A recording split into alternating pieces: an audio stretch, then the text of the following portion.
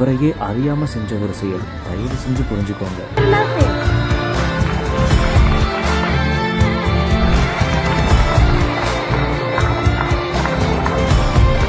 குடியரசுத் தலைவர் திரௌபதி முர்மு அணிவிச்ச மெடல திடீர்னு கலட்டின சிறப்பு குழந்தை. கொஞ்சம் கூட முகம் மாறாம புன்முறுவலோட ஏற்றுக்கொண்ட ஜனாதிபதி.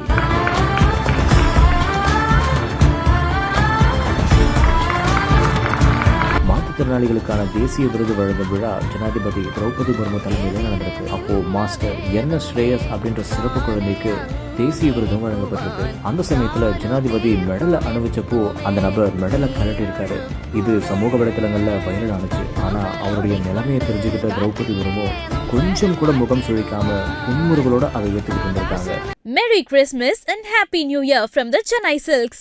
Let the celebrations begin.